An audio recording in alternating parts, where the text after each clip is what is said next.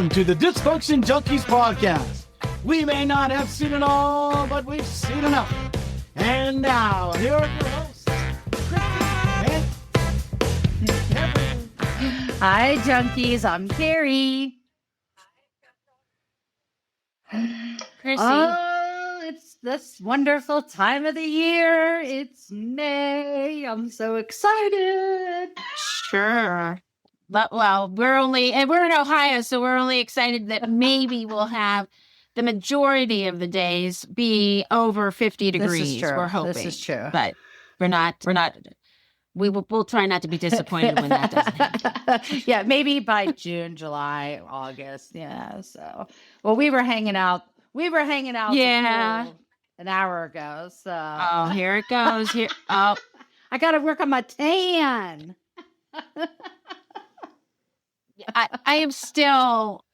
I've constantly just been freaking out about the level of Casper legs I have. They're so white. It's so scary. Oh, It's so scary. What? Carrie, for the first time in how long we've been together? 35 5 years, years. including our courting Courting, time before okay. we got married. Her legs are whiter than mine. It's beautiful. It's beautiful. Jim was just terrible. saying, we were down at the pool and Jim's It's like, terrible. I don't think I'm getting tan. I'm like, oh, honey, yes, you are. Like the farmer's tan is almost gone from living in Ohio. So, but the reason That's, I guess, why I'm nice. so happy in May is these first 2 weeks of May, there's so many exciting things happening. And most importantly, it's Cinco de Mayo, which I didn't think you were going to say that was the it most just is- important thing. Listen, why?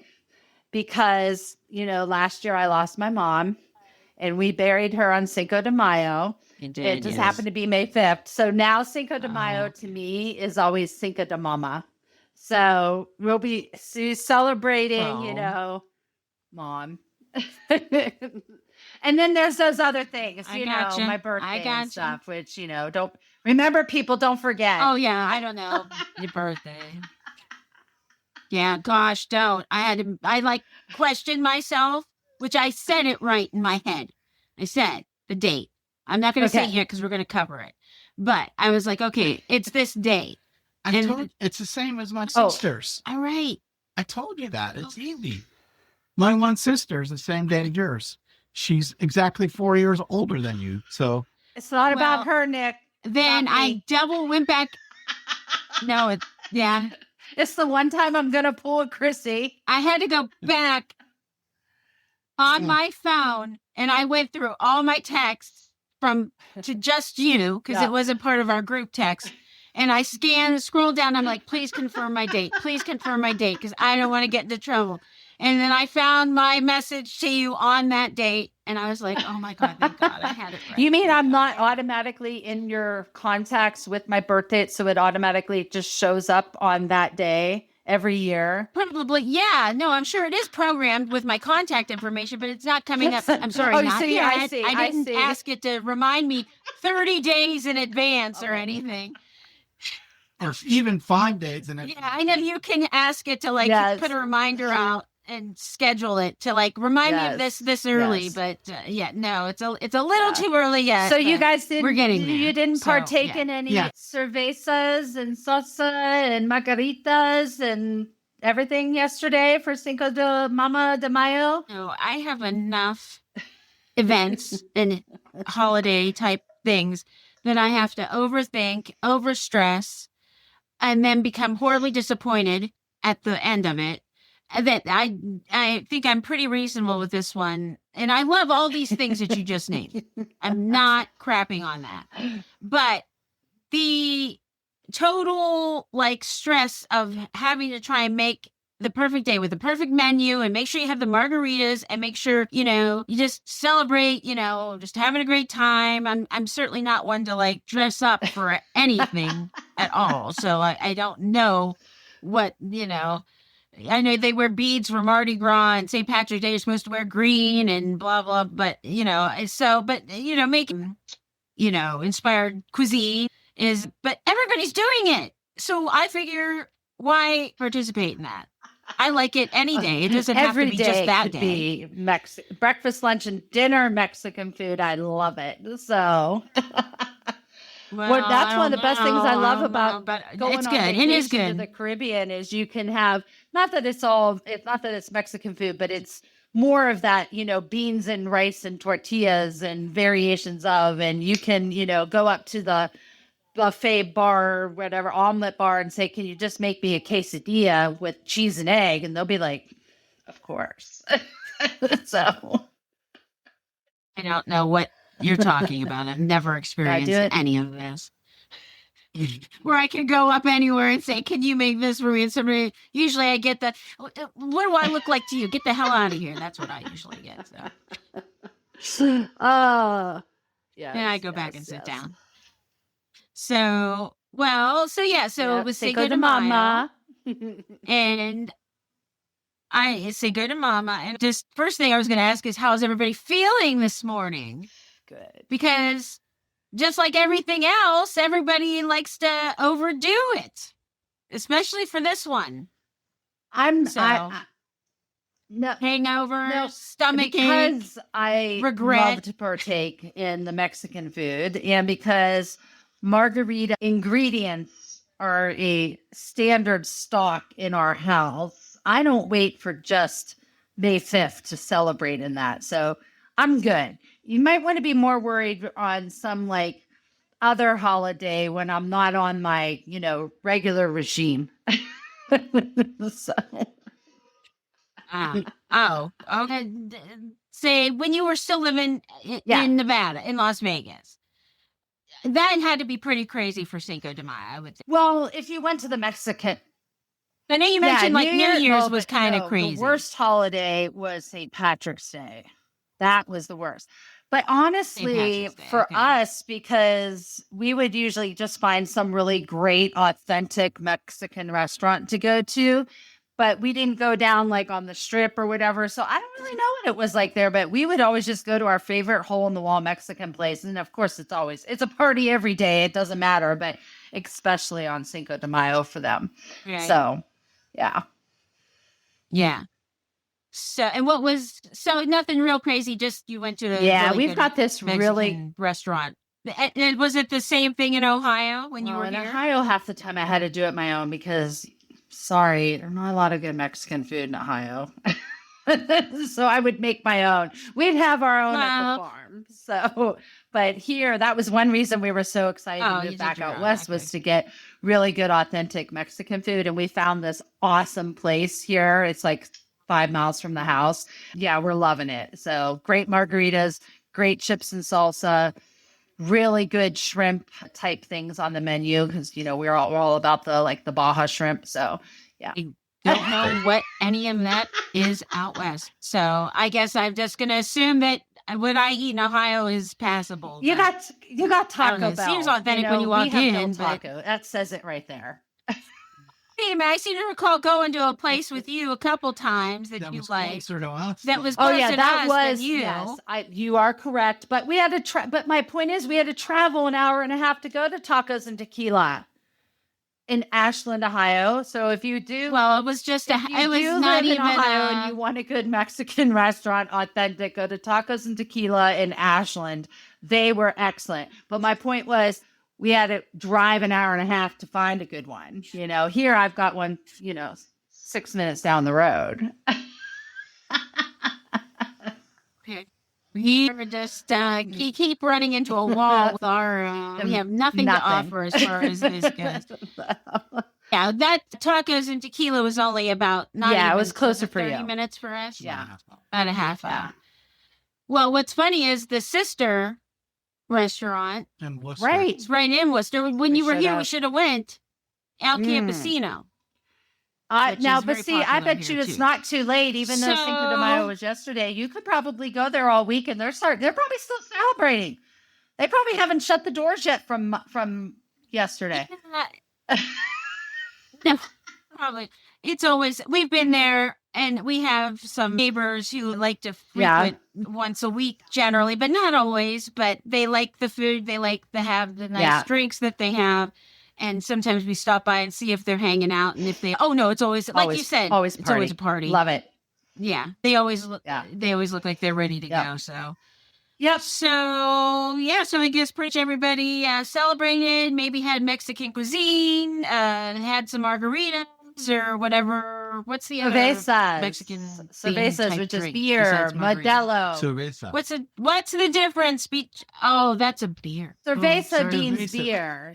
Cerveza is like, it means Cerveza beer. means beer. Modelo is a brand of beer that's Mexican. Modelo.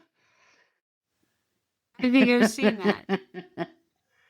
What about the one you stick the Corona? lime in? That's Corona. a brand, Cerveza. Corona. which that's what we have. In fact, I almost then we didn't say that anymore because everybody didn't want to say it because it was named together with the other. I almost thought about drinking one while we were like having one here instead of sipping my water and stuff. I was like, maybe I should bring one of my Coronas in here. Because if anybody celebrated too much yesterday and then they see that, they might get like sick because they probably drank too many of them the day before. So maybe it's better we didn't do that. So now we're on to the next holiday. Real quick, I just want to say, because I didn't remember this being a big deal when we were in high school or when we were younger at all. Cinco de Mayo. So I did have Nick check just real quick and tell me, when did this become popular? Because we never know. We always need to find out, when the hell did this happen? Because it's like you woke up one day and all of a sudden it was a thing. But he said through his quick little... Yeah, it was in the 1980s is when it became widely covered. Now, what it really is, it was 1 year after the Battle of Puebla, which was in 1862. So in 1863 is when it became a holiday. And it took 120 years for us to start doing something. We're real quick on the uptake, huh? Well, it was celebrated in 1863, probably more on the West Coast, because the Battle of Puebla had to do with Mexican independence from France. So a lot of it was in California's southern border states as a way to support Mexico's fight against freedom, and then it got some momentum during the civil rights, as part of what was referred to as the Chicano civil rights movement in the 60s and 70s, focusing on cultural pride and education and social justice for that population. And then in the 80s, we took it and made it a huge party and an excuse to I'm sure drink it was too much. And I'm sure there was probably some commercial marketing involved. Like, was that when Corona became a popular beer? Was there a Super Bowl commercial about, Mexican beer or nachos or something that, tortilla chips that they hooked on to this Cinco de Mayo, and that's what made it commercialized? Well, I'm just going to say this, and then we can move on to the next holiday. But it was the alcohol companies. There you go. Just remember what was big. What was big in the 80s? It started in the late 70s, but really it was at its peak in the 80s. And I participated heavily in going. Chi-Chi's. And they did a lot of advertising. And of course, they're going to celebrate. I know. We still can't get over Chi-Chi's. We got to find out what the status is of that coming back. I know they've talked about it and stuff, but I think they opened, you might actually be closer to where it's at, because it was. What are you saying no for? I thought it was Midwest, like Minnesota or something like that. Chi-Chi's. But didn't Chi-Chi's start in Colorado? No. Oh. At any rate, we should be, supporting, patronizing authentic Mexican restaurants for Cinco de Mayo, rather than those, because remember we're trying to tie this into the theme of the show as well. Minnesota. So why are you correct? It was Minnesota. Yeah, the first new. Yeah. Feeling that you're closer to Minnesota than I am. Is expected to open in Minnesota. It already did. Anyways, okay. I think so. I don't know. Moving on. All right, moving on. What's next? Over the next week or whatever. Coming? Mother's Day. 2 Sundays from now. No, next Sunday. This coming Sunday. It is this coming Sunday. Yeah. No, it's coming Sunday. It is this Sunday. Yes. Yeah, Mother's Day. So, don't need it. Yeah. So I don't take it that much to heart as far as that I have. I think Nick tries to make sure I have a nice day, but the food thing's always an issue because you don't want anybody to have to do anything, the mom or whatever. But I know that a lot of places try to have food that you can get easily to serve your family so mom doesn't have to cook, but a lot of times that can be a little disappointing.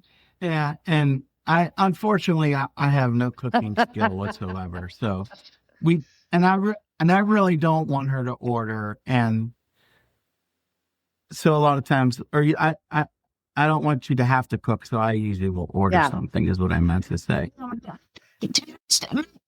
just enjoy a good breakfast that day. We don't have to worry about nothing else. If you can get a good breakfast, then I'm happy. And usually you can get a good breakfast anyway. I'm not that disappointed in getting a flipping McMuffin and a good coffee at McDonald's. I don't care. Sweet. That's how old I am now. Nick's I'm just like totally wrecked. I don't need to have eggs Benedict. So, maybe we can go do the Bob Evans thing if we could just raise the bar a little bit. But the golden M is going to stand for mom on that day. Yeah, thank you. So, but I know that last year you had that was a lot for you for Mother's Day, but this year is looking up. Now you're closer to this year. Yeah, because as you see, you're closer to family that you can maybe get to see that week, this weekend or something. I have to give a shout out because my peeps know me and they're listening, and now I'm accessible because I'm on this side of the country.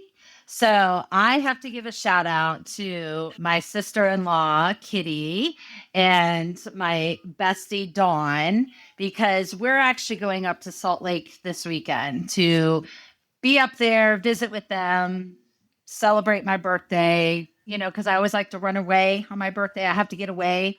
So I didn't want to just be here in St. George as much as I love it here. So we said, well, let's go up north and we'll go hang out. And so once we told them, hey, we're going to come up for the weekend, the next phone call I get like a couple days later is from the two of them, Dawn and Kitty. And they're like, we have your birthday and everything planned. Your weekend is planned. And then my Sunday morning is Mother's Day. So there's a Mother's Day section of the birthday weekend for all of us, So, they've got facials scheduled at the Mint Facial. They've got, we're going horseback riding. We're going to the aquarium.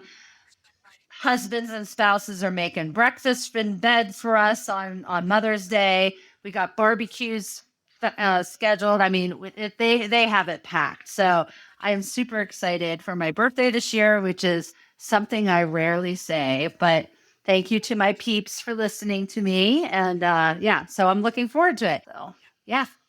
Well, it's a combo. It always is. You can't get away from that. Mother's Day / Carrie's, but it was always was.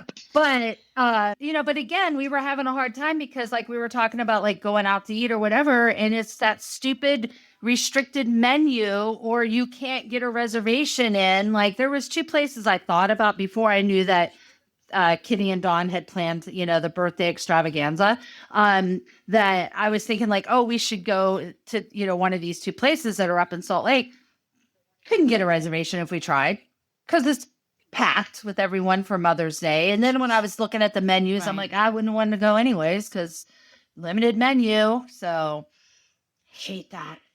We talked about that last year. So listen to last year's episode. We talked about that. So, but so. Yes, we don't like to be told that we can only pick these 2 or 3 items for an appetizer or for a main course. I want what I want. Whatever. So usually it's the Valentine's Day is worse for that. Usually it's equally as bad. It's probably for Mother's Day. Bad. Yeah, Mother's Days. I think probably as far as going out, I don't know which one of those 2 is the most as far as restaurant business goes, but Yeah. they have to be Yeah. pretty close as far as I being think I tied. would rather Mother's go Day and out to a Valentine's. Valentine's weekend dinner at a restaurant than a Mother's Day weekend. If I had to pick the two, they're equally bad. All I know is I just need to know how many egg McMuffins you want. The 1 or bar's 2, been baby. raised. She No, already please. said. I should have never said Bob anything. Evans. So Mickey D's is out. Sorry, Nick. Bob Evans. Yeah.